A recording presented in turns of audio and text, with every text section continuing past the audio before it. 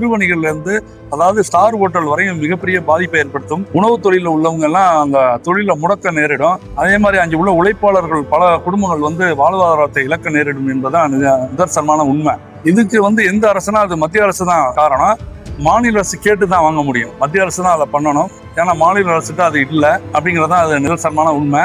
நம்ம அரசுகள் ஒரு குறைந்தபட்சம் இந்த மாதிரி ஒரு சூழல்கள் எல்லாம் எதிர்பார்த்து முன்னதே இதுக்கான முன்னேற்பாடுகளை செய்திருக்க வேண்டும் என்பது என்னுடைய கருத்து. உதாரணத்துக்கு ட்ரம்ப் கூட என்ன சொல்றாருன்னா, அடுத்த 8 மாதங்களுக்கு எங்களுக்கு எந்த விதமான பிரச்சனைகளும் வராது, அந்த அளவுக்கு நாங்க எல்லாத்தையும் சேகரித்து வச்சுப்போம் அப்படிங்கிறாங்க. நம்ம எப்போதுமே இந்த விஷயங்கள் எல்லாம் முன்னேற்பாட்டோட இருக்க வேண்டியது அவசியம். புள்ளக்கட்டை வச்சு நாங்க எப்படி போறது எப்படி வர்றது, நாங்க இதெல்லாம் ஒரு கண்டிப்பு இல்லையா உங்களுக்கு? நீங்க எதுவும் கேட்க மாட்டீங்களா? மத்திய அரசு பண்ணுகிறீங்க, இதெல்லாம் கேட்க மாட்டீங்களா?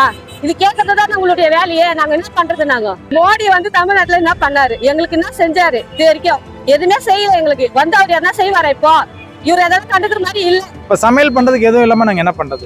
நாங்க இப்ப அன்றாடம் நாங்க வாழ்வாதாரத்துக்கு போனோம். இன்னைக்கு வேலை பல போட்டுட்டு இன்னைக்கு கேஸுக்கு நின்றுட்டு இப்போ சடனா என்னங்கிறாங்க, கேஎஸ்சி பண்ணாதான் கேஸ் ப்ரூஃப் எல்லாத்தையும் கொடுக்க மாட்டேன், நீங்க எதாவது பண்ணுங்கிறாங்க. அங்க போய் பார்த்தா அங்கேயும் முடியாதுங்கிறாங்க. இப்ப நாங்க பதிவு பண்ணிட்டு இப்ப நாங்க எங்க பொழப்பையும் இன்னைக்கு ஒரு நாள் வேலை போகுது இல்ல, வேலையும் விட்டுட்டு இன்னைக்கு கேஸுக்கு நாங்க வந்துட்டு இருக்கிறோம். இன்னைக்கு நாங்க ரொம்ப டிமாண்டா இருக்கு.